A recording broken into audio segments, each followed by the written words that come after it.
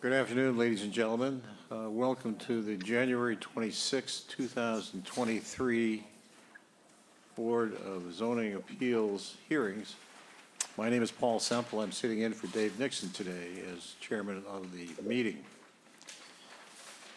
Please note this meeting is being recorded and will be available shortly hereafter for scheduled and on-demand viewing on any smartphone or tablet device. If anyone else is recording the meeting, please notify the chairman. First, with the Governor Baker's July 16, 2022 signing of an act relative to extending certain COVID-19 measures adopted during the state of emergency, including the extension of his March 12, 2020 order, suspending certain provisions of the open meeting law, GL Chapter 30A, Section 20, until March 31, 2023. This meeting of the Chatham Zoning Board of Appeals is being conducted via in-person and remote participation and shall afford adequate alternative means of public access via Microsoft Teams by calling the phone number 1-508-945-4410, conference ID 472-938-057#, or join the meeting online via Microsoft Teams through the link in the posted agenda. Despite our best efforts, we may not be able to provide for real-time access, and we will post a record of this meeting on the town's website as soon as possible. In accordance with town policy, the public can speak to any issue or hearing or business item on the agenda during the meeting when recognized by the chair. I'll start with a roll call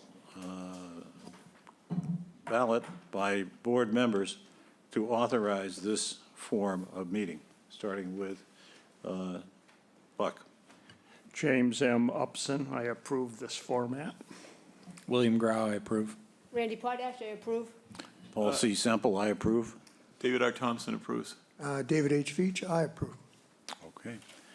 I will ask if any citizens or non-board members participating in the call via the phone only use for their name, if you would provide the name and the last 4 digits of your phone number for identification purposes. The hearing notice will be read by the staff, specifically by Sarah Clark, who is our principal permitting officer, to my right. Each representative of the person making the appeal or application will speak in presenting that appeal or application. Why don't we start with our first hearing, Sarah? Application number 22-125, Robert Fogel and Ellen Mahoney, care of Jeff Finara, 327 Whites Path, South Yarmouth, Mass. 02664. Owners of property located at 9 Power Lane, also shown on the Town of Chatham's Assessor's Map 9K, Block 18, Lot LP9. The applicant seeks variances from the abutters setback requirement under Appendix 2 of the protective bylaw for the installation of a swimming pool. The pool was installed 24.7 feet from the southerly abutter where a 25-foot setback is required. The lot contains 20,535 square feet in the R60 zoning district. A dimensional variance is required under Mass General Law, Chapter 40A, Section 10, and Section 8D2C of the Chatham Protective Bylaw.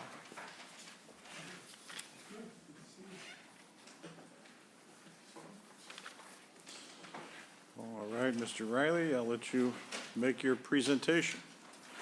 Thank you.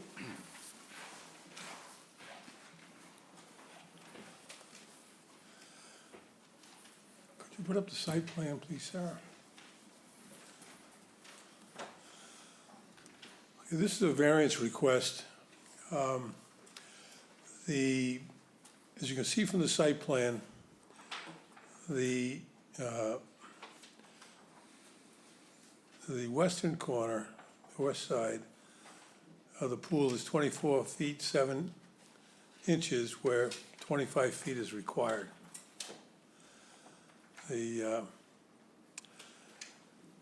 So a variance is required. Otherwise, they would have to modify the pool so that the water is at least 25 feet away from the rear lot line.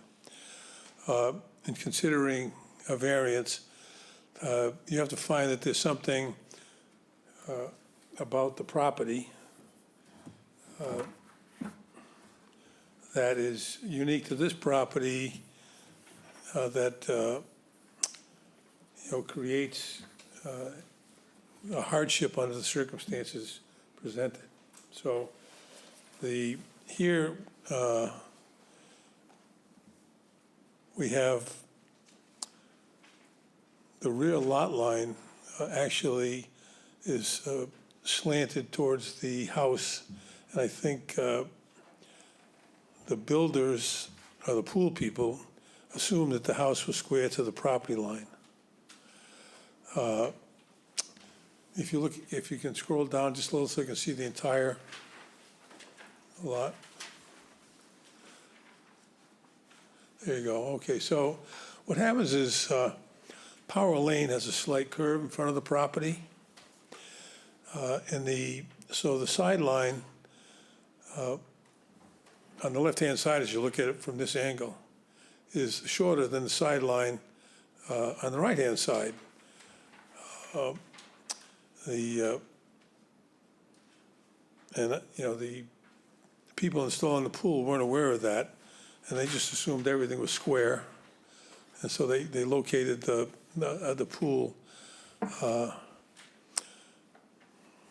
They thought they were making the sideline setback.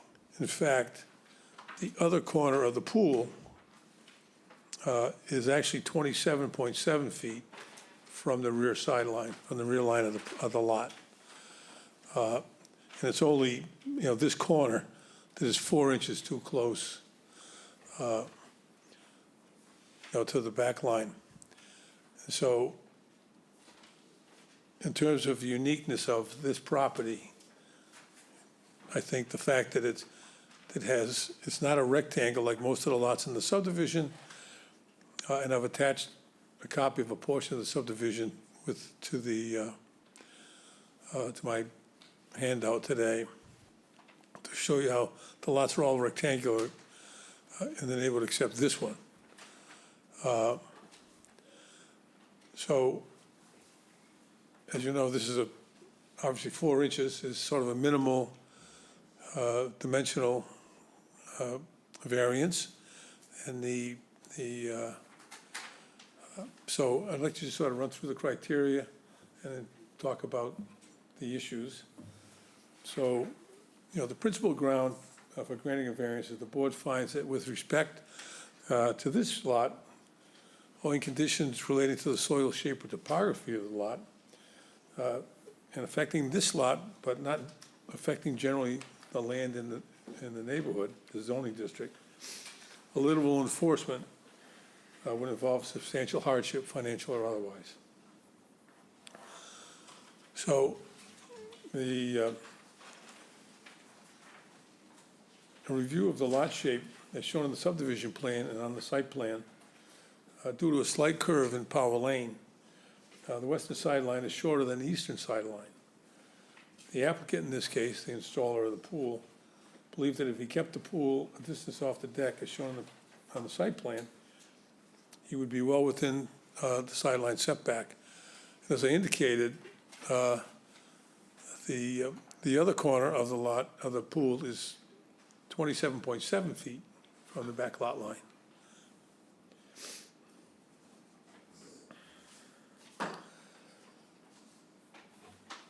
A review of a portion of the subdivision, which I've attached, shows all the other lots are just regular rectangles.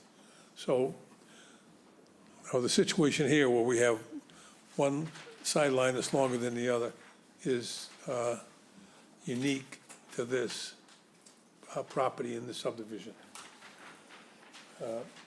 So I think you could find that there is a condition affecting the shape of the lot that affects this lot but does not affect the lots in the subdivision generally, and that this unique shape factor led to the error in the placement of the pool. I think that trying to modify the swimming pool so that the water is 4 inches further away from the rear line would represent a significant financial hardship. So we have a unique lot issue, shape of the lot. We have significant financial expense involved in correcting the problem. So the next two standards are whether relief can be granted without substantial detriment to the public good and without nullifying or substantially derogating from the purpose or intent of the bylaw. Particularly in this subdivision, which was actually created when the zoning here was R20. And so the setbacks from the sidelines and the rear line was only 15 feet. You know, there would be no public detriment because there are undoubtedly other properties in the subdivision where they built according to the R20 setbacks, and so that they would have structures, you know, that would be closer than 20 feet and within 15 feet of a sideline. So we don't think there'd be a public detriment, and we don't think there's any, a 4-inch variance, I don't think is a substantial derogation from the purpose or intent of the bylaw. I've also attached a page out of a book, a zoning handbook that's issued by the Massachusetts Bar Association for Continuing Education. And there's a section there related to hardship for dimensional variances. And so the language, a lesser showing of a hardship is often appropriate for dimensional variances because they usually do not change the character of the zoning district or endanger nearby properties with inconsistent land use. So that would be my presentation. You know, happy to answer any questions. All right, thank you, Mr. Riley. I'll ask if there's anyone who would like to speak in favor of the appeal, either present or on Microsoft Teams. Yes, I see someone. Why don't you come up to the microphone, please? Hi, Charlene. Hi, my name is Charlene Greenhalgh. My husband Herbert, also known as Todd Greenhalgh, and I live on Power Lane, and we are abutters to this property. We are here, well, I'm here to speak on behalf of both of us and to speak in favor of this application. I think this is such a de minimis request that's before the board, and it certainly is not a substantial hardship to the neighborhood, as explained by Attorney Riley. Thank you. Thank you for your input. We have one question for you, Ms. Greenhouse. Just wait just a second. Go right ahead. Thank you, miss. What number do you live on? I'm at 37 Power Lane, yeah, so I'm you- actually diagonally across from the property. Okay, But thank you. Just so you know, Charlene is a former town planner in Harwich, and she began her career as a town planner here in the town of Chatham Uh-huh, okay, back thank in you. 1985, I think. 87, excuse me. Anyway, I think that's all the people in the room who would like to speak in favor. Is there anyone on Teams that would like to speak? I see no one on Microsoft Teams that would like to speak. All right, I'll read the correspondence that we have received. We have a memo from Judith Giorgio, our health agent, dated January 24th. I have reviewed the plan to build a swimming pool at this property. The change does not increase the sewage flow at the property, nor does it encroach on the existing septic system. I have no objections. I have no objections or concerns regarding the project. And then we have a letter dated January 12th from Robert Fogel and Ellen Mahoney. Dear zoning board members, we are writing in support of application 22-125 regarding a request for variance on the abutter setback requirement at our home at 9 Power Lane, Chatham. The pool installed at that location, as we understand it, was placed at 24.7 feet rather than at the 25-foot setback requirement. We are distressed by this error, and our hope is that a variance for 4 inches would be granted rather than having to undergo major demolition to move the pool, which would be a severe hardship. While we regret any violation, we wanted to clarify the violation is for 3.6 inches for approximately 2 feet of one edge of the pool where the lot line bends. The rest of the pool is within the 25-foot setback. Last summer, we fulfilled a lifelong dream of building this house. We received the certificate of occupancy in June of 2022. We loved Chatham and spent a great deal of time there, and it will be our retirement home in a few years. Getting to know our neighbors has been one of the highlights of the construction project, and we are delighted to be part of the community. Bob is a 30-year veteran of the U.S. Coast Guard. He is currently a federal coordinating officer responsible for disaster response and recovery for FEMA, leading those efforts in Florida for Hurricane Ian, and our neighbors have been wonderful during his deployment. Our goal in the 9 Power Lane project, in addition to complying with all zoning code, was to minimize disruption to neighbors, and therefore we are upset that the pool installation has been done incorrectly. We are willing to put in a fence or landscaping along the southern setback to provide additional privacy if the variance is granted, and to discuss other possible solutions. We are available to provide any information that would be help you. Thank you for your consideration. Robert Fogel and Ellen Mahoney. I believe that's all the correspondence that we have. All right, I'll ask if there is anybody who would like to speak against this appeal or application or has a specific question. I see none in the room. I see no one that wishes to speak in opposition or has a question. Okay. I'll ask if any of the board members would like to direct questions. I'll start with Buck. Buck has no questions. This might be, Jay, does the town require a fence on around any swimming pool that's built? A fence is not required around a pool as long as they have an auto safety cover that complies with the standard. Okay. This is a state regulation. The fence or the auto cover are state regulation, not a town regulation, So it's one or the other? right? I don't have any other questions, Paul. Okay. So, just a question about ownership of the next property over, number 8. Is it true that this applicant owns that property as well? I have not done a title search, I don't know. Okay. Not aware of Because that. that other property also has the slant and, this, that you're talking about, you know, the way that, the slope. But just those two do, so it would, in a sense, think if, a little birdie told me that they owned the lot next door, so Well, maybe that they may or do. may not be true. And if they do own it, that's actually helpful to the case. Well, I think a couple of things about that. First of all, the house on the adjacent lot was built a long time ago, probably before the town, through some inane thought to protect groundwater, took an already developed property, including River Bay Estates, that was all zoned R20, so they're 20,000 square foot lots, and decided they should put a minimum lot size of 60,000 square feet, making every single property in the subdivision and in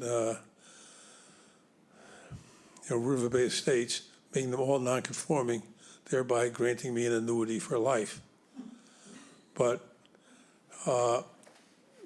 So the building was probably built at a time when the setbacks were only 15 feet.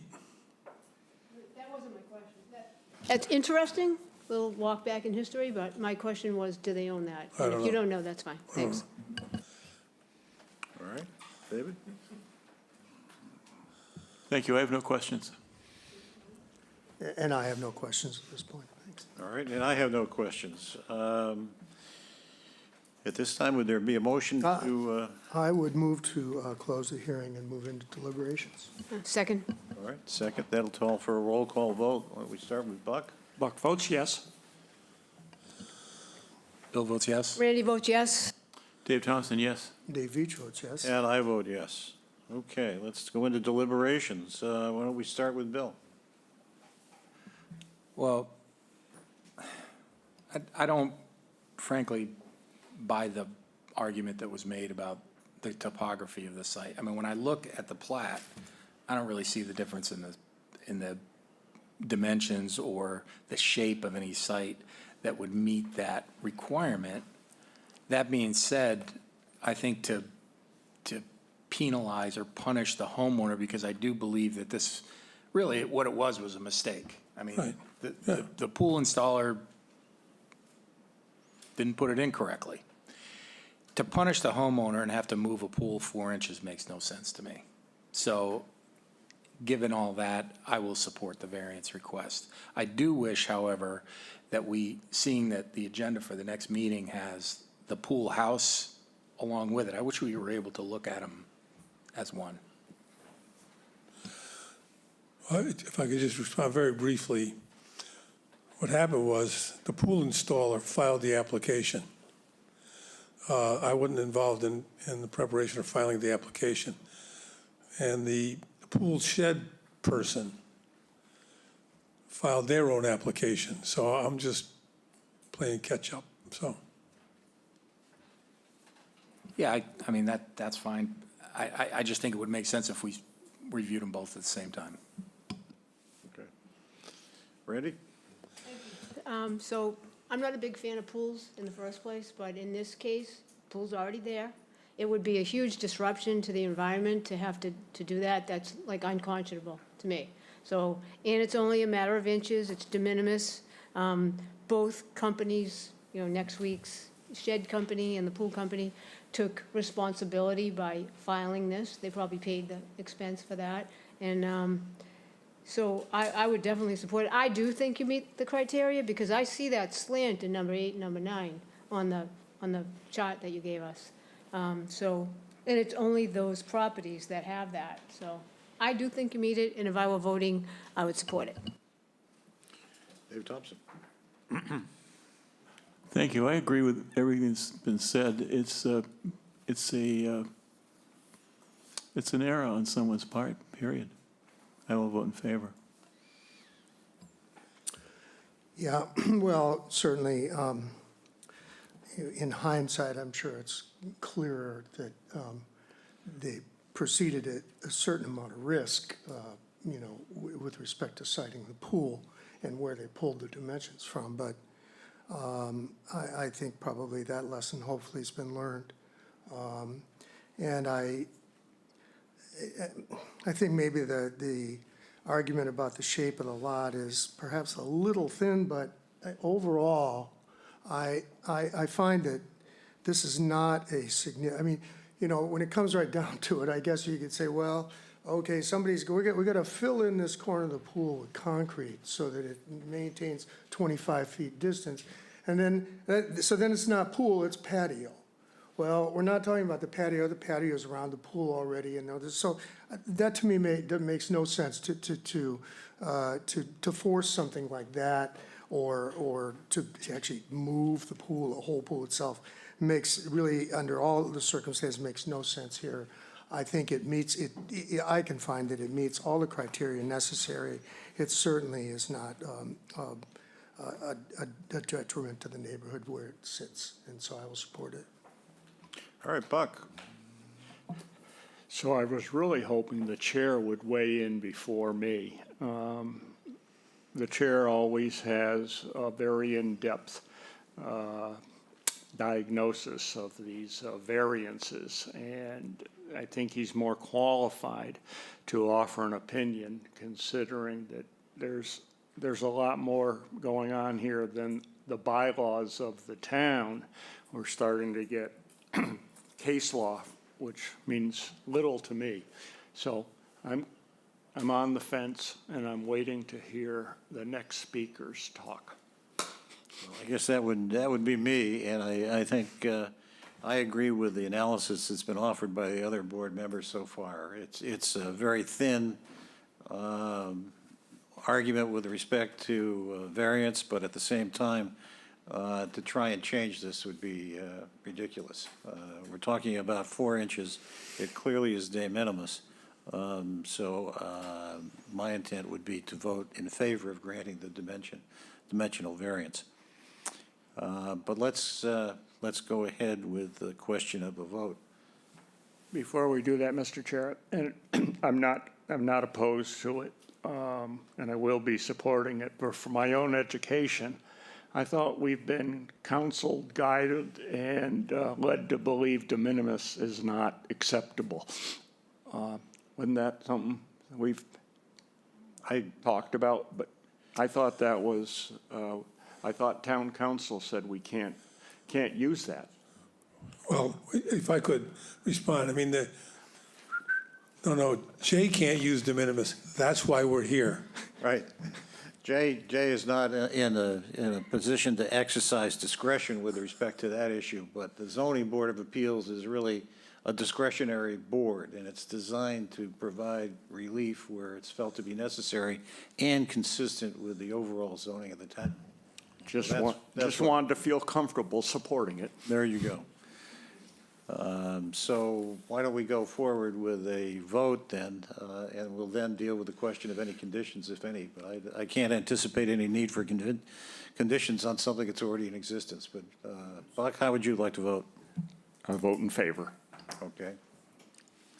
And our next voting member would be Bill, who is substituting. Bill votes yes. Dave Nixon. Okay. Dave Thompson Dave Thompson, yes. and Dave Veach. Dave Veach votes yes. And I vote yes, so that's unanimous. Does anyone see a need for any conditions? I don't Well, we see just any. need a motion. I wondered about. You do need a motion? about that.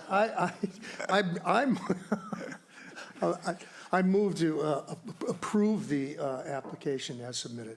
Okay, thank And you. I second And it. there's a second. All right, we've had the vote with respect to that motion. I don't think we need to do that again. It's unanimous, so we'll go on to the next hearing. Thank you. Thank you, Mr. Riley. Thank you very much.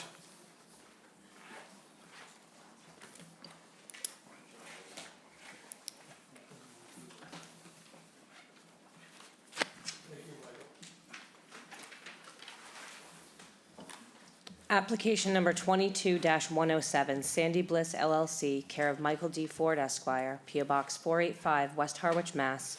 02671, owner of property located at 75 Main Street, also shown on the Town of Chatham's Assessor's Map 16B, Block 64B, Lot 68X2.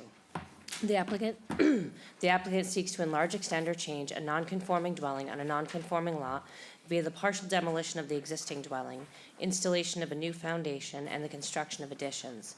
The proposed dwelling will comply with road and abutter setback requirements. The dwellings located at 71 and 77 Main Street will remain unchanged. The existing building coverage is 3,767 square feet, and the proposed building coverage is 3,682 square feet, where 2,950 square feet is the maximum allowed. The lot is nonconforming in that it contains 3 dwelling units where 1 would be allowed, and contains 0 feet of frontage where 100 feet is required. The lot contains 26,266 square feet in the R20 zoning district. A special permit is required under Mass General Law, Chapter 40A, Section 6, and Section 5B of the Chatham Protective Bylaw. This was continued from December 1st, 2022. Mr. Chairman, Yes. I'm on the abutters list for this property and thus am considered to have a financial interest, and so I will be recusing on this. All right, thank you, Dave. And I understand that Randy would be our alternate to vote in place of Dave Veach on this hearing. All right, Mr. Ford. Thank you, Mr. Chairman, members of the board. Attorney Mike Ford, representing the petitioner, Sandy Bliss LLC, which is a limited liability company, as a title holder only. The Neary family owns the property, which is Unit 2 in the C-acre condominium located at 75 Main Street. With me is John Barker, the architect from PSD, of PSD Architects Builders. And this was before the board previously and continued as we had filed an application with the Historic Commission in that the property is located in the Old Village. And there were 2 questions the Historic Commission was dealing with and had not yet completed their review the last time I was here. I'm pleased to report that they did complete their review, and they made findings that I think are important for your consideration.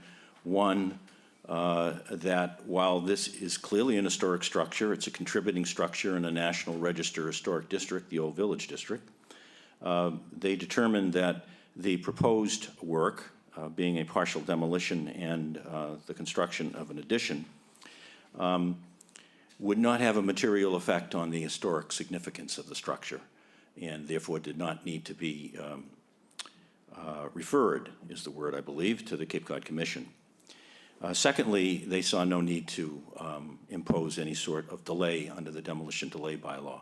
And I think you have those findings, but that was the reason for the continuance last time, so I simply wanted to update you as to where we were with that. Thank you. So why are we here? We're here before the zoning board because there's a number of nonconformities that this property possesses that cause this work to come before you for a special permit, both under Section V of the Chatham zoning bylaw and under Chapter 48, Section 6, for what they call a Section 6 finding, which is a finding by this board that what's proposed is not substantially more detrimental to the neighborhood than what exists. The specific property involved is Unit 2 of a 3-unit condominium. Here's the site plan. The Unit 2 is in dark color on that. This has been a condominium for, I believe, since the 90s. The 3 units existed prior to zoning. They all are dwelling units and are all recognized as such on the town assessors maps. What the work that's being proposed to Unit 2 is to demolish, and do you have the existing plans? Perhaps you could put those up. Thank you, Sarah.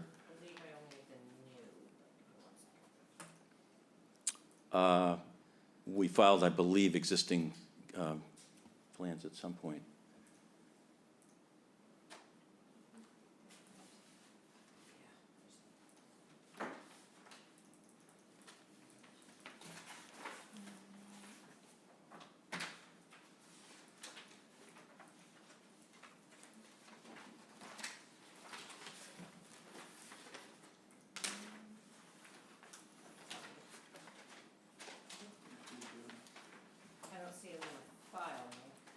Okay.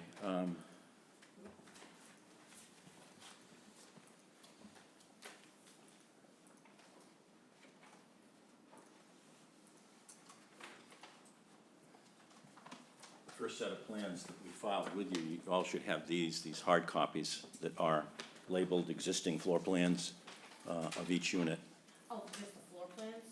Yes, I wanted to show the area that was going to be removed so the board could kind of get an idea. I was looking for the actual.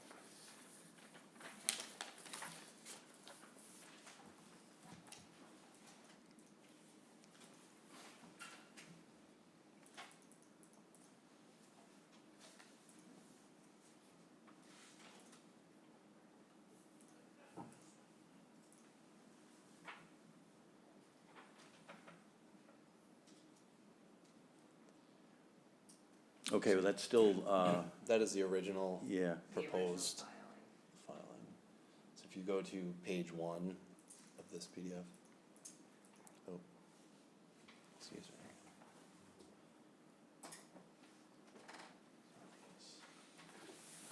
It does show it on the site plan. That might have been part of the, that might have. Sorry, that might have been part of the historic filing, but it wasn't part of the zoning filing. Okay. Well, in any event, if we go back to the site plan, maybe I can just describe it from that.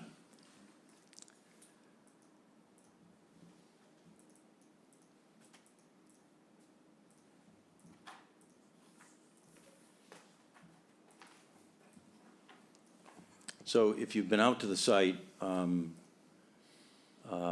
hopefully you could find it, I went out a couple of times, and I think each time I went by and ended up at the light and then turned around and went back in. The existing house has an extension addition out the back and a garage attached to that that bring it fairly close to the way that runs through the property that services as access to all 3 units. The the principal access coming off of Main Street. What is proposed is to remove that addition that was built later than the initial historic structure and the garage that's attached to it, and replace it with what's shown on this plan, which consists of an addition to the house and a garage with a shed roof. Maybe what I should do at this point, Mr. Chairman, is simply have John Barker run you through that proposal, following along with the elevations. I think you have the elevations. John? Yes, absolutely. So the proposed revised floor plans, this is showing the south elevation, the front elevation of the house, which the main core of the structure is the historic cape that was the original construction dating back to 1796. The dormer, shed dormer on the top, and the two wings to the left and right of this view were added at a later date. We do not have documentation, but through kind of building sciences and forensics, we've been able to determine that those were additions at some point along the way. This whole portion of the house is going to remain. We are planning to lift the house and pour a new foundation to provide structural stability so that this house does last for hundreds of more years. The primary changes are on the rear side of the house. So if you can go to the, yes. So here you can see the east side elevation. And on the left-hand side includes the portico entry, the main core of the building, and then the, nope. Thank you, Mike. Sorry. And so from this point to the right is all the new addition, which our goal is to maintain the character of the historic portion of the house while creating a more compact floor plan for the new homeowners. We're reducing overall footprint on the site by approximately 90 square feet. We are enlarging or widening the setback, creating a kind of a better condition. We're basically pulling the whole house to be a tighter floor plan all around, and upgrading some of the deteriorating structure, and creating a home that's going to last for generations to come. So that's a general description, Mr. Chairman, of the addition. Perhaps it's best to describe it with reference to the criteria. So I'll run through those. I passed these out for the board. The existing lot is 26,000 square feet, where a minimum of 20,000 is required. It doesn't have frontage as defined under the bylaw, has two means of access to get in, as you probably found if you went out, but doesn't have frontage. The existing dwellings are non-conforming, and there's three dwellings on one lot, which is also a non-conforming condition. Total building coverage on the lot, if you add all of the structures, is 3,767, which is 14.4%, and a maximum in this district for a 20,000 square foot lot would be 2,950. Of the total building coverage, the petitioner's unit, Unit 2, is currently 2,067 square feet, and after this renovation will end up being 1,978 square feet, or as John said, approximately 85 to 90 square feet less than what exists now. It also creates, as John was saying, additional room, which was important to everybody in the condominium. Between the road that goes through, you can see the garage that exists is right out there on it now, and we bring that in and give additional room as you go around the way that cuts through the property. The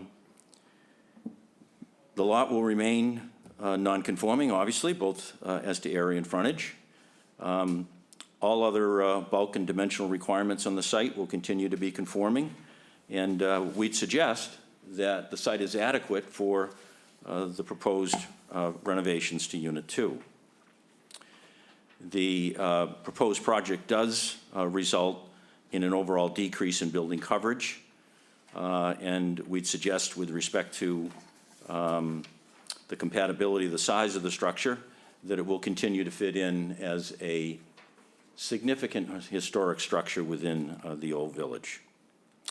The extent of the proposed increase in the nonconforming nature, there is none. There's no increase in any nonconformity on the property. There is a decrease in building coverage, but other than that, there is no other increase in nonconformity. Suitability of the site, including but not limited to impact on neighboring properties or the natural environment. We'd suggest the proposed project will have no negative impacts with respect to neighboring properties or the natural environment. Impact of scale, siting, and mass on neighborhood visual character, including views, vistas, streetscapes. We don't believe there'll be any negative impacts on views or vistas, the way this house is set up, or streetscapes. The proposed project results, again, as I've indicated, in an overall reduction in the building coverage of what exists on the site. And again, as the chair will read into the record, the Historic Commission has made a determination that this proposal does not materially diminish the historical significance of the building. Compatibility of the proposed use with neighboring uses. It's residential, it will continue to be residential. Adequacy of method of sewage disposal. This unit and Unit 1 have one septic system together, so you'll see a note in your file that the Board of Health wants to see the floor plan for the other unit before a building permit issues. But with respect to this floor plan, there are 4 bedrooms. It's staying 4 bedrooms. There's no increase in flow in what is proposed by the applicant. I'd suggest that there is no effect on traffic flow, safety, noise, or litter as a result of this. There are adequate utilities, and number 11 on formula business doesn't apply, nor does finding number 12 regarding expansion within the floodplain district. So, Mr. Chairman, we'd be happy to take questions. All right, thank you. I'll ask if there is anyone who would like to speak in favor of the appeal, and you may do so by either speaking here in this room or by Microsoft Teams.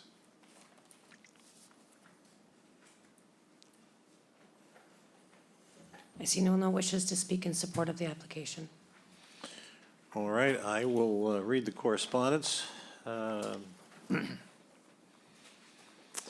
First from Christina Bassett with respect to the Historical Commission. The Chatham Historical Commission heard 75 Main Street at their January 17, 2023 meeting. The commission found that the 75 Main Street is historically significant, but the proposed changes did not materially diminish the home's historical significance, and therefore a demolition delay was not imposed. Also, they confirmed that 75 Main Street is a contributing structure in a National Registered District, and that the proposed changes do not constitute a substantial alteration, and therefore a referral to the Cape Cod Commission was not necessary. Then we have a memo dated November 29, 2022 from Judith Giorgio. I have reviewed the plan to renovate this property. The existing property has a shared septic system with the front property. Existing floor plans for both properties is required to determine compliance with the approved septic flow at the properties prior to approval. And then we have a memo from Christine McCarthy dated January 24th. I just spoke with Attorney Ford regarding 75 Main Street, which is currently owned by Sandy Bliss, LLC. They are scheduled to go before the Zoning Board on January 26, 2023. When I ran a parcel balance, originally it came back with an FY23 personal property tax still being owed.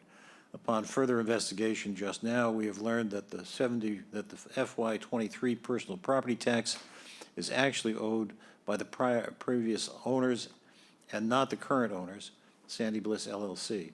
Sandy Bliss LLC is current in all taxes owed to the town at this time. Please disregard previous email that stated they owed personal property tax for 75 Main Street. I believe that is all of the correspondence that we have with respect to this property. I'll ask if there's anyone who would like to speak against this appeal or has a specific question.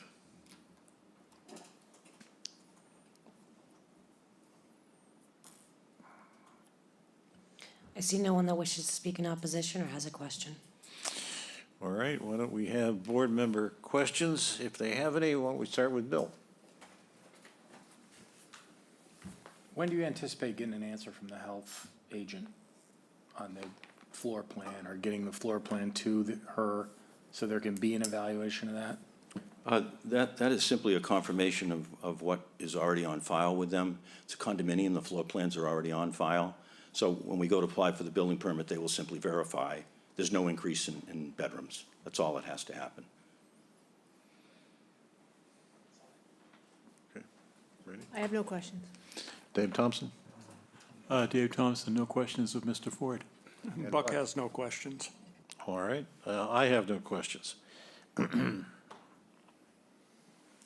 Do I hear a motion to, Hear a motion to close and go into deliberations? Is that what we're doing? that's correct. Second? Mr. Chairman, before you vote on that, I did have some suggested conditions with respect to construction timing All right, that are pretty much similar to your, the ones you usually use. I looked at 78 Silverleaf Avenue, which you recently did in 22, which is very close by. And I'm going to suggest conditions that you use for that one, which were construction activity and vehicles need to remain on site during construction. No exterior construction from June 30th through Labor Day. No work on weekends from June 30th through Labor Day. And construction activity during that period, which is obviously not exterior, only between the hours of 8 and 5. And those are consistent with the ones you just put on 78 Silverleaf, and our client definitely wants to have those. It has no problem with those. all right, thank you. Okay, we have a motion pending to move into, to close the hearing and move into deliberations. Why don't we take a vote on that? We'll start with Buck. Buck votes yes. Bill? Bill votes yes. Randy votes yes. Dave Thompson? Dave Thompson, yes. And I vote yes. Okay. Let's have some discussion with respect to the actual application. Why don't we start with Randy? Thank you, Mr. Chair. So I think it's a great project, and you pass through historic, which is not always that easy. And I like the fact that you're going to raise it and, you know, take care of the property going forward with regard to its stability. And I think you've met all the criteria, and it's an asset to the community. And I think I am voting, and I will vote in favor if I am. All right. Dave Thompson? Thank you, sir. I am definitely in favor of this. It's preserving another house in the old village. By raising it, there's going to be, as you said, another 100, 200 years of use and whatever of that property. It's going to be there for many more generations to appreciate. And as someone who has lived here a while, I'm appreciative of that. Thank you. And Buck? I certainly approve the project, but I do have concerns about the conditions and the way it was suggested that we mirror, was it 78 Silverleaf? Yes, it was. And my memory with all these cases is jarbled up, but I think that was a single-car garage. Is that, I mean, we kind of have to know what it is. If it was just putting in a deck, the length of construction time between maybe March, April, and May, we would have been lenient possibly in saying, well, this will be all done by Memorial Day.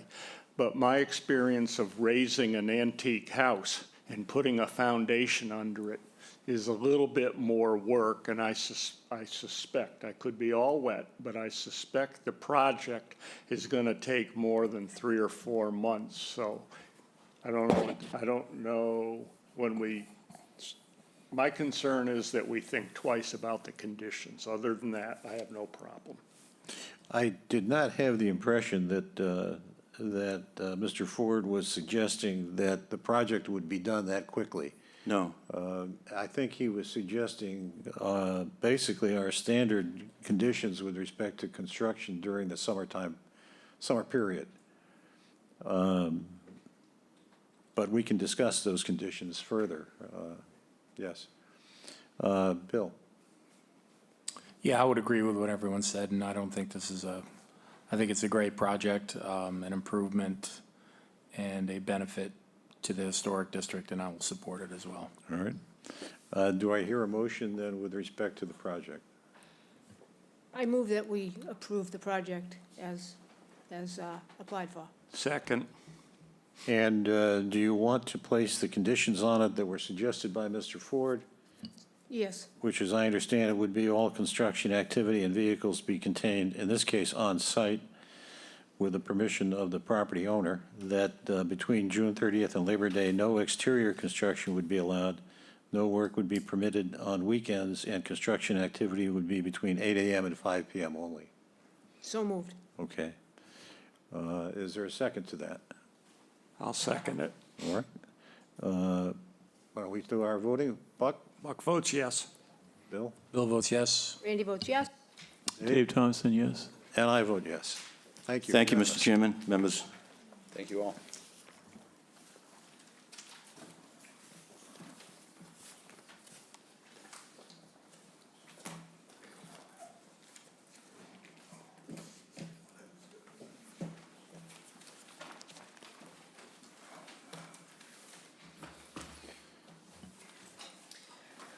Application number 22-118, Linda and Brian Miner, care of Brian Miner, 671 Orleans Road, North Chatham, Mass. 02650. Owners of property located at 671 Orleans Road, also shown in the Town of Chatham's Assessor's Map 12I, Block 12, Lot 4.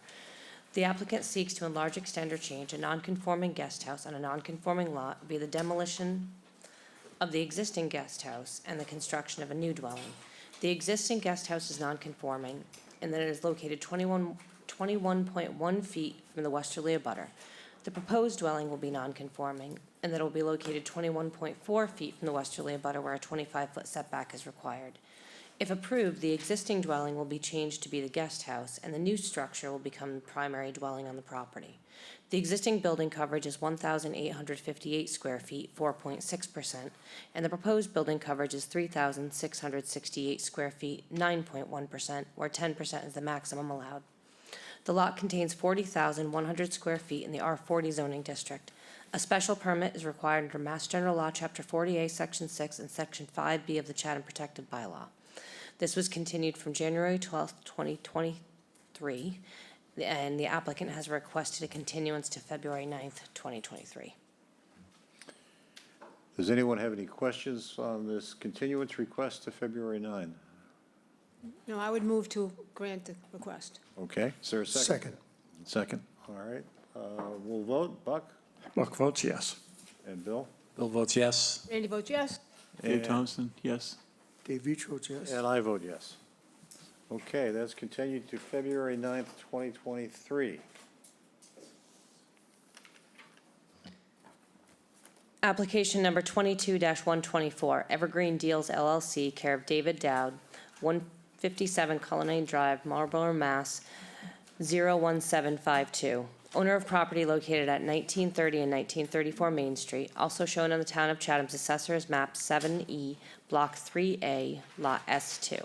The applicant seeks to modify special permit number 21-020 granted on April 8th, 2021, which allowed for the demolition of the two existing dwellings and the construction of two new dwellings. The applicant now seeks to modify the special permit to allow for an alternate design, increased building height, and building coverage. The approved building coverage was 3,864 square feet, 6.7%, and the proposed building coverage is 4,100 square feet, 7.2%, where 10% is the maximum allowed. The lot contains 57,137 square feet in the R20 zoning district. A special permit is required under Mass General Law, Chapter 40A, Sections 6 and 9, and Sections 5B and 8D, 2B of the Protective Bylaw. Okay, do we have Mr. Dowd here? Is it? Yes. If you would take the podium.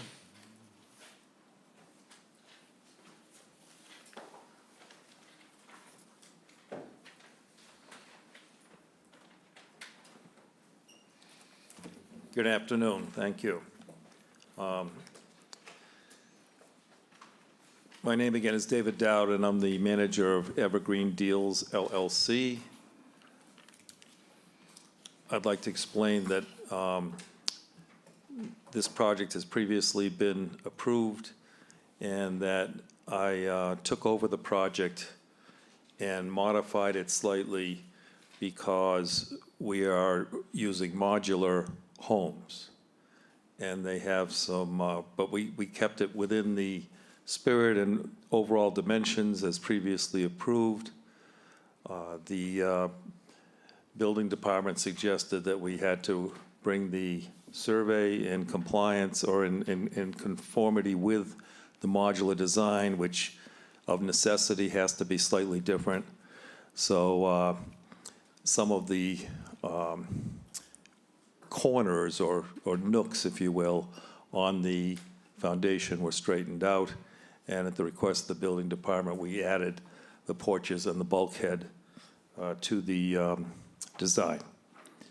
I have my surveyor, I believe, available to you electronically, and my contractor, Mr. Peter Normandin, is in the audience as well.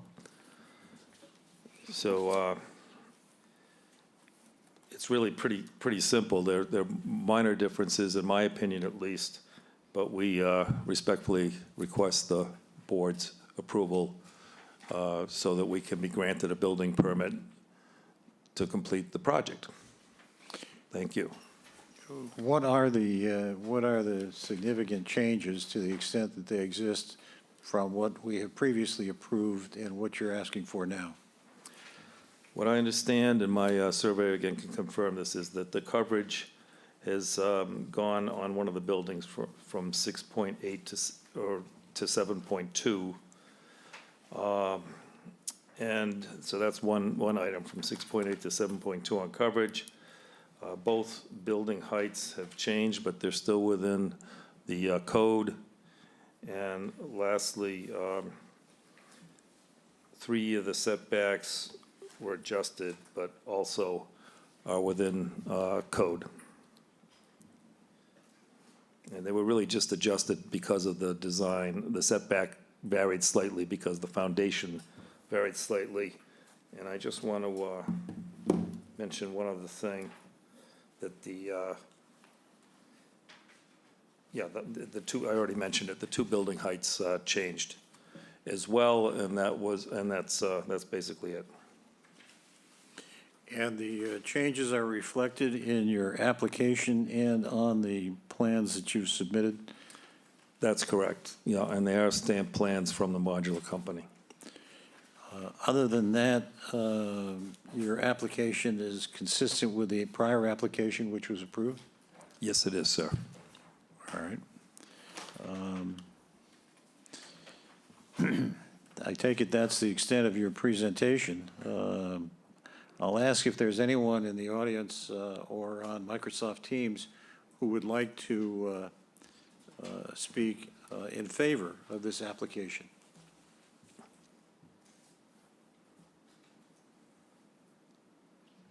I see no one that wishes to speak in favor. All right, I'll take a look at the correspondence. It looks that we have just one correspondence. This is from Judith Giorgio, health agent. I have reviewed the plan to demo and rebuild the dwellings at this property. The property is adjacent to the town sewer system. The proposal is to build 2 dwellings with a total of 7 bedrooms, meets the requirements of the Board of Health and Sewer Regulations. I have no concerns regarding the modification of the special permit. That was dated January 24th, 2023.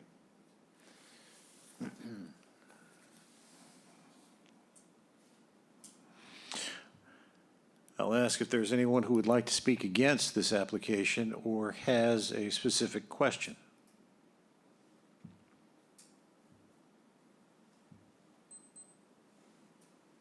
I see no one who wishes to speak in opposition or has a question. All right, why don't we then look at board member questions? Why don't we start with Dave Thompson? Thank you. Is it permissible to ask Mr. Briggs what his opinion is of this? Because there was a change to both of the buildings with an increase in height and some slight dimensional changes, it had to come back for a minor modification. I couldn't, in good conscience, issue a building permit for these two structures. So that's why we're here today, for a modification of the special permit. So if we vote in the affirmative, you would issue a building permit? After I receive a recorded decision of the special permit, yes. In that case, I have no questions. Dave Veach has no questions, Paul. All right, Buck? I also have a question for Mr. Briggs. I love the question, the answer. You were hesitant to issue a building certificate because they raised the ridge, but it was still less than 30 feet? I must not have understood that. Well, it was approved by special permit, so it had specified building heights. Right. That were below the 30-foot maximum allowed. So those have changed. Those have gone up a little bit. But So still, I'm not allowed to make changes like that. If it's not approved by this board, then I'm not issuing the permit. It has to get modified and approved by your board. other than that, you have no issues. Other than that, I have no issues. Thank you. Yep, thank you. Bill? I need to get just some clarification on the coverage number, because when I look at your email to Sarah, and I'm doing the addition of the first floor square footage, it doesn't match with what you're asking for. Am I missing something here, or, like, what's the coverage of each unit? I'm wondering if my surveyor is on the video to answer that question, please. This is Bill Terrell. I'm the surveyor. I didn't calculate them individually because the building coverage is for the entire parcel. I can get those numbers, but I don't have them on hand. The total coverage is the change. So it went from 6.8% to 7.2%, which is well below the 10% permitted. And I apologize for not having the numbers for each unit, but I'd have to dig into my notes to look at the exact coverage for each building. When I look at, Bill, what you're looking at, the email, that's the gross floor area, not the building coverage. first floor, That's why he's calling out first floor, second floor. That's the gross floor area because that's one of the requirements Yeah. of the board's submittal. so, so the coverage seems accurate to you, Jay, as well? I mean, Yeah, the coverage is below 10%. It has yeah. 0.4%. Right. But he's accurate. You'd look at the lot as a whole rather than break it out into each house. okay, that's all I had. Thanks. What was the height before, and what is the height now for each house? Bill? Hi, just give me a moment, because I have to look in two different areas. So they kind of flip-flop a little. The original front building, which is, we call number one, was, just make sure I get this right. Yeah, the original front building was 27 feet exactly proposed, and the new proposed is 29.2 feet. The rear building, original proposed, was 29.1, and the new proposed is 27. So the front building got taller and the rear building got shorter. Okay, thank you. All right, thank you. Is there a motion to close the hearing? I move to close the hearing, move into deliberations. Second, All right, let's take a vote on that. Buck? Buck votes yes. Bill? Bill votes yes. Randy And- votes yes.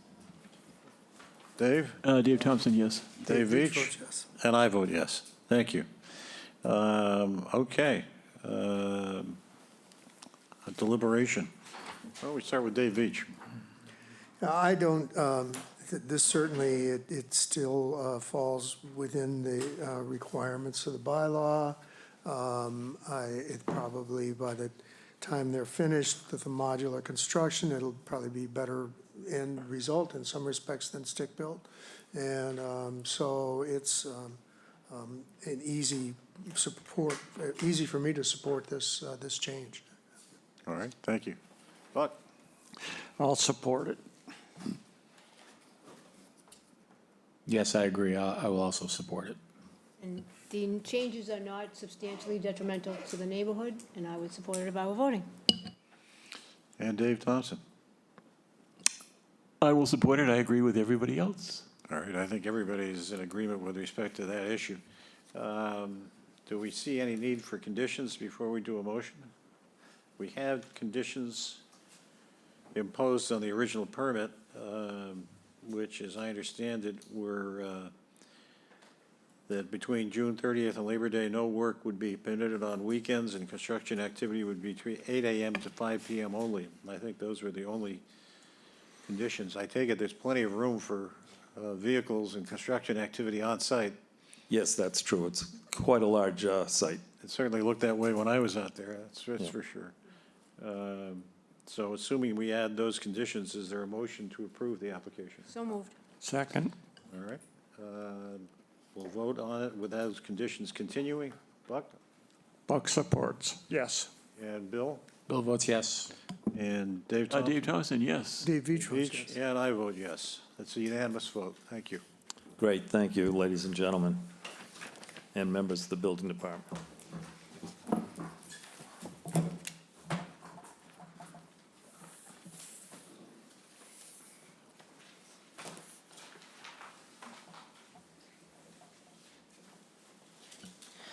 Application number 22-126, Frank and Catherine Scherer, care of Paul Muldoon, 571 Route 28, Harwichport, Mass. 02646.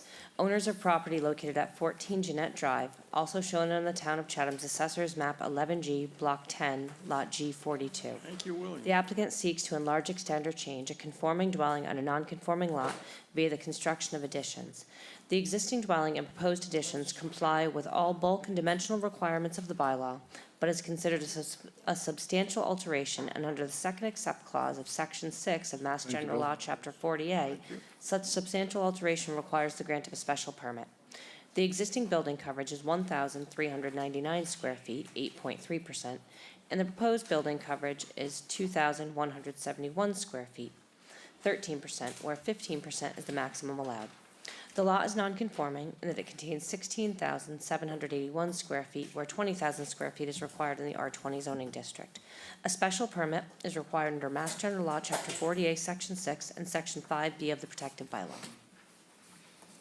Mr. Litchfield? Good afternoon, Mr. Chairman, members of the board. Bill Litchfield here on behalf of the applicants Frank and Katie Scherer. One or the other. Frank is with us electronically.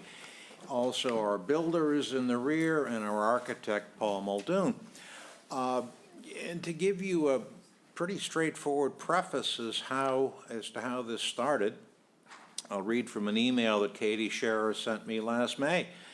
It says, 2 years ago, you helped us buy a house in Chatham. We expect to move there full-time in a little over a year, and are considering putting on an addition to make the house more comfortable as a year-round home. We're looking for an architect who can help us work through options and a design for an addition that meets our requirements and conforms to the zoning bylaw. We came up with both of those things. Next to us is Paul Muldoon, and we have a proposal for an addition to the existing home at 14 Jeanette Drive, which is completely compliant as to our zoning bylaw. This is instead a Bransford or Bjorkland hearing. Would you like, Mr. Chairman, to have Paul go through the architectural design, or shall I go right into the criteria?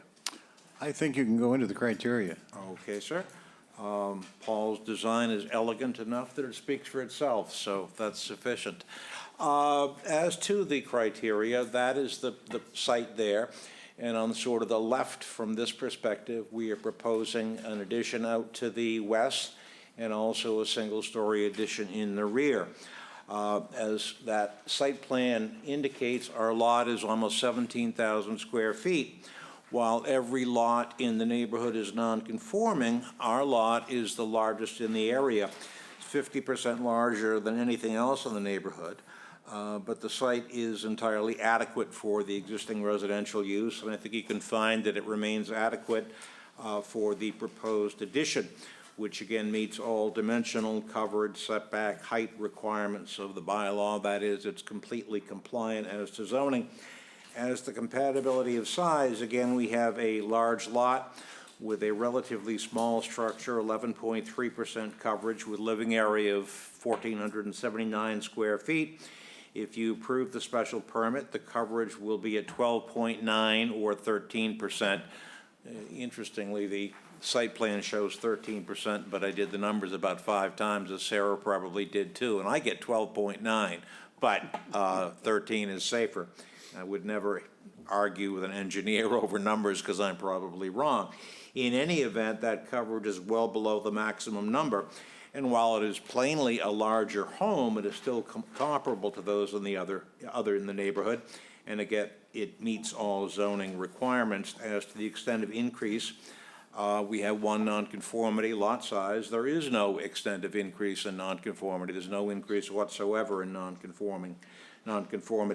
As to suitability of site, this is a typical residential neighborhood developed in the late 50s and early 60s. It was one of the many guided subdivisions around town, but there are no environmental issues. While we have rights to White Pond, we're not close to it.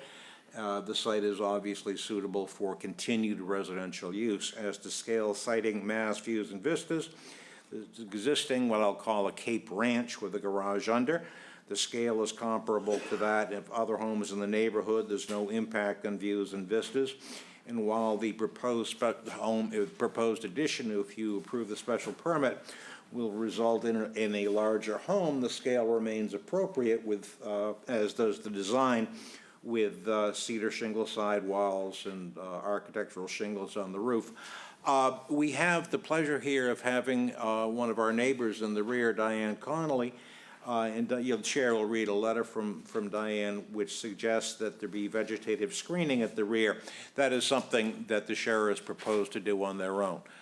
Diane refers to it as a living fence, I think, and that's appropriate, but whether it's arborvitae or cedars or whatever else, the sheriffs want to have a good relationship with their neighbors, but they also want their neighbors to have privacy, and they would like that themselves, so we are proposing a vegetative screen at the rear. As to compatibility of use, there's no change, except that will become year-round residential use rather than seasonal. As to adequacy of sewer, water and sewage, we had a Title V for 3 bedrooms. The sheriffs have already connected the house to the municipal sewer system. The chair will later read a letter from the Board of Health, but that's suggesting that we require approval for the 4th bedroom.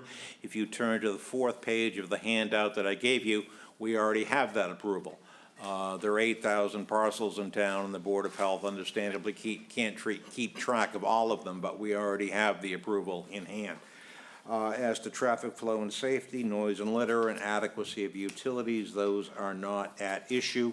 But the issue, as you know, is whether the proposed addition on the north side and the west side, which meets all zoning requirements with greater but still consistent living area, is substantially more detrimental to the neighborhood than the existing house on a non-conforming lot, although a lot which is half again larger than all but one other lot in the neighborhood, and it's a third larger than that.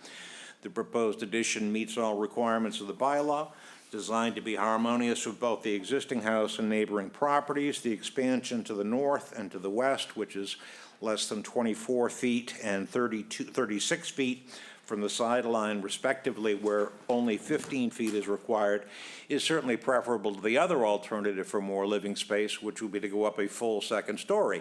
As you know, we have a sloping lot, and that I think would have been sort of overwhelming for the neighbors on the old Queen Anne Road side.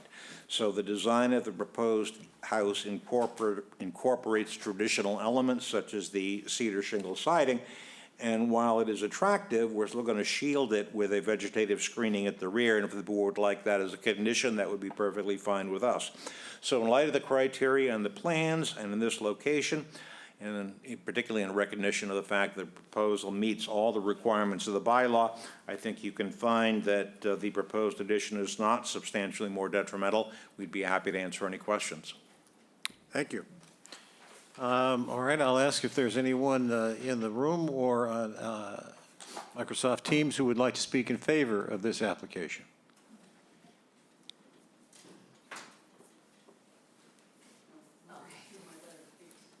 There is no one that wishes to speak in favor. All right, thank you.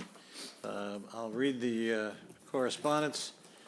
We have a memo from Judith Giorgio, a health agent, dated January 10th, 2022. I have reviewed the plan for additions at this property. Renovations will add additional sewer flow to the existing three-bedroom dwelling, adding a fourth bedroom. Approval for the fourth bedroom must be granted by the sewer department prior to construction, and I think that's the approval that you attached a copy of for us. And then we have a letter from Diane Connolly, who is here and who was referenced by Mr. Litchfield. It's dated January 23, 2023. Dear Chatham Zoning Board of Appeals, I am a neighbor in an abutting property and received notice from the Chatham ZBA of a public hearing associated with the property at 14 Jeanette Drive that will occur on January 26th. I fully appreciate that people may wish to increase the size of their homes, and I don't have any specific concerns with the plans in this application. I assume the engineering and plans are sound and that there will be no physical impact on my property, which is slightly downhill from the property in this application. My main interest is in maintaining the privacy of my backyard, where I spend substantial quiet time year-round. The plans in this application include a considerable home addition and large outdoor patio, which will be more in my sightline and closer to my property. Though the planned placement of the shed may slightly help, I'm requesting that the property owner install all seasons living fence, e.g. arborvitae, a low-maintenance evergreen, in the corner groove behind the shed where our property lines meet to shield our backyard sightlines. This proposed living fence would ameliorate my privacy concerns while solving the anticipated issues of light and noise from their use of the outdoor space. Thank you for the opportunity to voice my concerns and for your consideration. And I believe that's all of the correspondence that we have with respect to this property. I'll ask if there's anyone in the room or on Microsoft Teams who would like to speak against this appeal or has a specific question.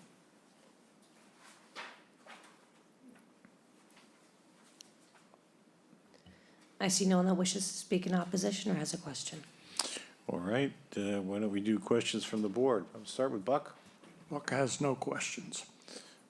No questions. No questions. Dave Thompson, no questions. And I have no questions. And I have no questions. All right, do I hear a motion to move into? I move to close the hearing, move into deliberations. All right, is there a second? Second. Second, all right, we'll take a roll call vote. Buck? Buck votes yes. Bill? Bill votes yes. Randy votes yes. Dave Thompson, yes. Dave Veach votes yes. And I vote yes. Okay, why don't we start with Bill with respect to the discussion on the issues? Yeah, I think given the offer to plant the landscaping on the border up against the abutter certainly addresses that concern.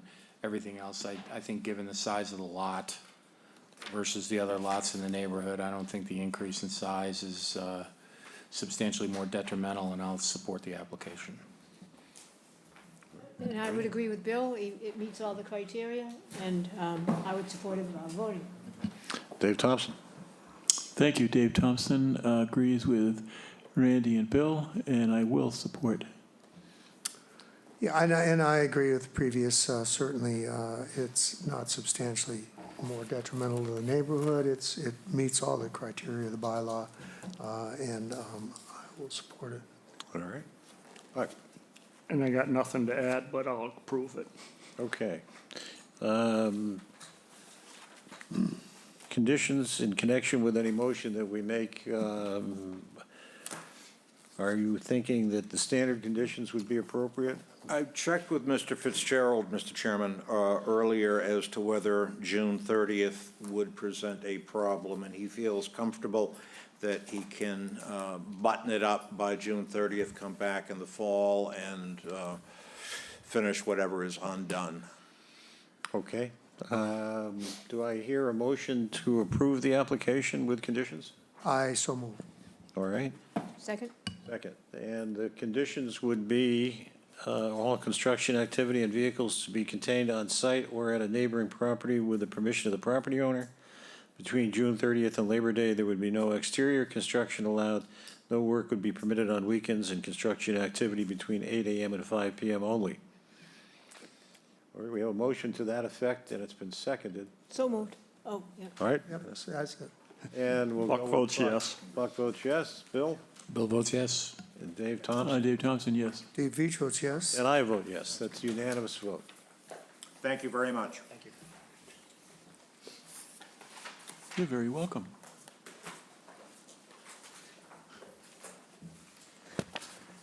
Application number 22-129, Gordon and Susan Melville, care of William G. Litchfield Esquire, 330 Orleans Road, North Chatham, Mass. 02650.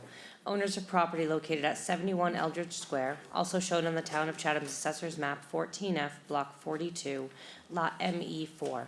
The applicant seeks to modify special permit number 22-029 granted on May 12, 2022, which allowed for the construction of additions and a second story to a non-conforming dwelling on a non-conforming lot. The applicant now seeks to modify this special permit to allow for the demolition of the existing dwelling and the construction of a new dwelling. The approved building coverage will remain 1,668 square feet, 20.7%, where 15% is the maximum allowed. The lot is non-conforming in that it contains 8,055 square feet, where 20,000 square feet is required in the R20 zoning district. A special permit is required under Mass General Law, Chapter 48, Sections 6 and 9, and Sections 5B and 8D, 2B of the protected bylaw. Mr. Litchfield? Good afternoon, Mr. Chairman. Bill Litchfield here on behalf of the applicants Gordon and Susan Melville. With us today is Mark Zebrat of Zebrat McCarthy, and also Ben Morgan, the builders for Dr. and Mrs. Melville. You may recall that we were here in May for a small addition, connection out to the garage in the rear, and for the construction of a half-story, second story above the existing post-war construction Cape Ranch. Mr. Thompson lived at one end of the neighborhood at that era, and I was not too far away. And sometimes construction in that era was not perfect.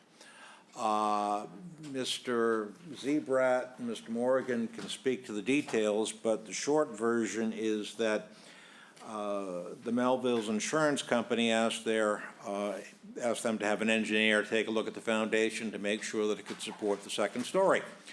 Turns out not just that the footings are insufficient, but there are no footings. We have a 10-inch foundation, but that's pretty much all we've got. So an engineer took a look at it and said, you will not have a second story. You'll end up with 2 first-floor stories because it'll collapse on itself. That is not a desirable outcome. So what we would like to do is to modify the special permit and rebuild the existing house as modified by what you gave us permission for in May. So this is absolutely no change. What you would see if we approve the special permit at the end of the construction period is exactly what you would see if we hadn't had this problem. But Mr. Briggs is correct in noting that there's a difference between a demolition and an addition. So we are asking to modify the original special permit. I can go through the criteria, Mr. Chairman, if you'd like me to do so. Please. As to adequacy of site, including building covered and setbacks, the site is certainly adequate for the existing home built under prior zoning. I think you can find it to be adequate for rebuilding the house with the 238 square foot addition and the second story above with a small expansion to the north toward Surrey Lane. again, is unchanged from what it would otherwise be. As to compatibility of size, on the third page of the handout, there is a comparison of other homes in the neighborhood. We have a fairly small footprint of 1,400 square feet, 1,100 square feet of living area, the second smallest in the neighborhood. As rebuilt, it will remain compatible, still be smaller than some. The modest expansion of the footprint and the addition above is consistent with, and frankly was supported back in May by several abutters. All of the other adjacent homes have a second story above. Says the extent of increase in nonconformity, again, 238 square feet, 2 feet further in part towards Surrey Lane, but that's already been found by this board to be not substantially more detrimental. No further change from this petition. The site is suitable. There are no environmental issues. As to scale, siting, mass, and views and vistas, what is there now is, we thought it had no particular benefit to the streetscape. It would have even less benefit if we put a second story on it. If you approve the modification, the result would be an attractive cape with a traditional dormer at the rear and a more appropriate pitch to the roof, with a positive impact on the streetscape. As to compatibility of use, there's no change. It'll remain residential. The health agent has no concerns. There's no change in any of the other criteria from this request for a modification. The question is whether rebuilding the house necessary to support the already approved second story, along with a modest increase in footprint already found to be appropriate, is substantially more detrimental to the neighborhood. I think that you can find it is not. Reconstruction is not anything that the Melvilles wanted to do. They expected to start on the work on this project in November, and they found out they had a problem. So the reconstruction is necessary, but as rebuilt, the house will remain modest, compatible and comparable as to gross floor area and living area. Adding the second story actually makes it more compatible because most of the other houses have second stories. So I think that you can find, in light of the criteria, the plans, in these unusual circumstances, you can find that rebuilding what now exists with those modifications previously approved is not substantially detrimental. All right, thank you. I'll ask if there's anyone in the audience or on Microsoft Teams who would like to speak in favor of this application.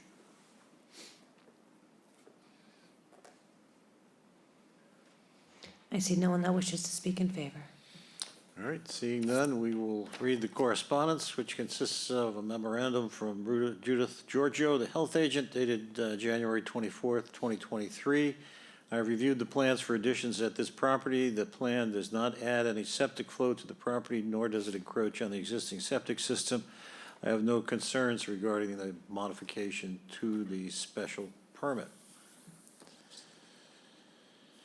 All right, I'll ask if there's anybody who would like to speak against this appeal or has a specific question. Yes. If you can just approach the podium so that we can hear you on the microphone, that would be helpful. And if you could just state your name, please. Sure. My name is George Jaffe, and I live at I have property at 63 Eldridge Square, which is abutting the 71, and my question relates to the trees, you know, I'd like to find out whether the builder has any plans related to protecting the trees which surround the perimeter of the property at 71. Right.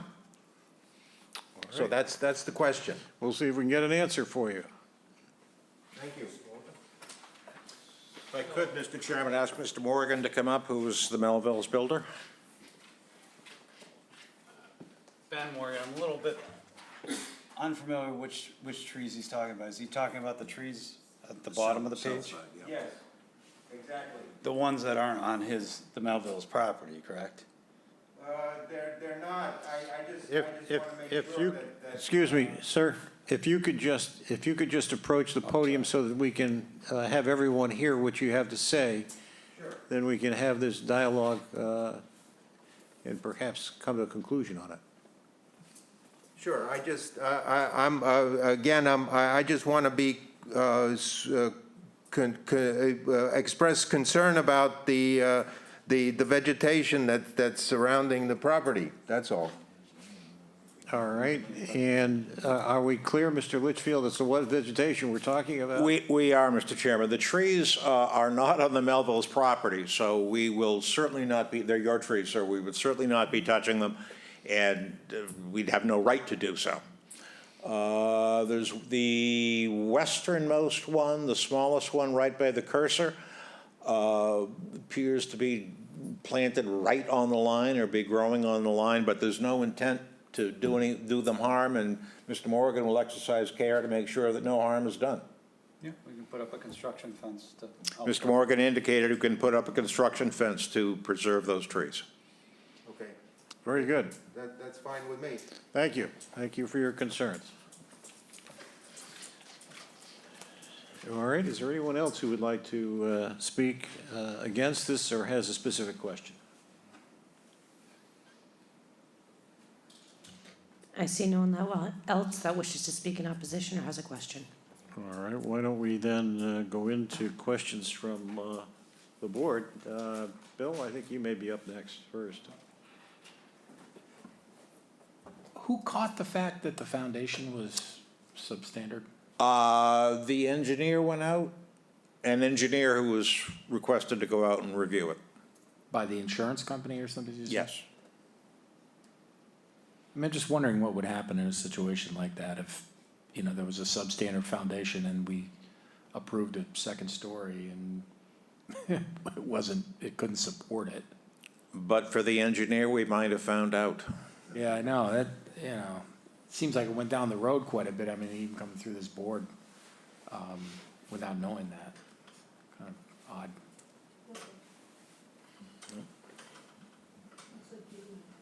Anyway. It used to be I common practice to use an 8-inch foundation wall on a footing or a 10-inch wall without a footing. So I don't know the age of this house, but it wasn't uncommon at that time.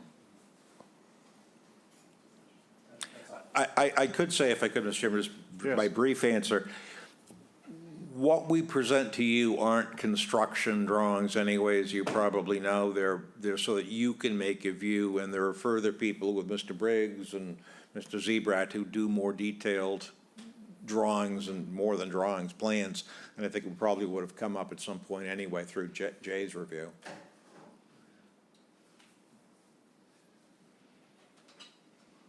Ready? I have no questions. Dave Thompson?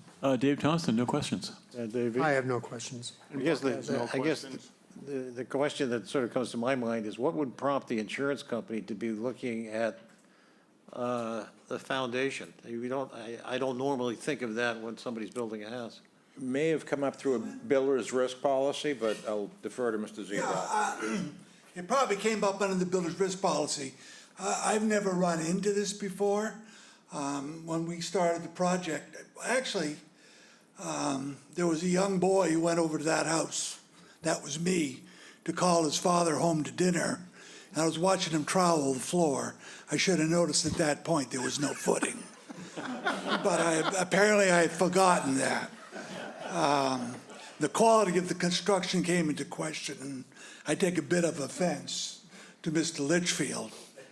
But it's correct, 10-inch walls are very common. When I looked at the house, went to the basement walls were in perfect shape. There was no indication of any kind of failure or anything on the building. So I assumed that it was a typical 8-inch wall on an 8-by-60-inch footing, which we commonly find, and not the 10-inch wall. When he went to get his home, his liability insurance checked for the new house, they wanted a certification of the foundation. In order to get the certification of the foundation, we had to excavate down to find the footing. We found that there was no footing and came up with the assumption that it's a 10-inch wall and came back to this where we are now. I don't think there would, the question was, what would happen if we never noticed it? I don't think anything would have happened. There's plenty of houses that are built on 10-inch walls, Cape-style homes, 1.5 stories tall, that support that, fine. Just the engineer always feels uncomfortable certifying something like that. Okay, I guess that answers our question. Do I hear a motion to move out of the public hearing? I would move to close the hearing and move into deliberations. Second. All right, we'll do a roll call vote. Buck? Buck votes yes. Bill? Bill votes yes. Randy votes yes. Dave Thompson votes yes. Dave Veach votes yes. And I vote yes. Okay, why don't we begin with our discussions? Randy? So it meets the criteria, it already has, and I would support it if I were voting. And I also want to commend the gentleman that came forward about the trees, because sometimes you wonder, like, I wonder if they're going to know that those aren't the trees, and then you might worry about it.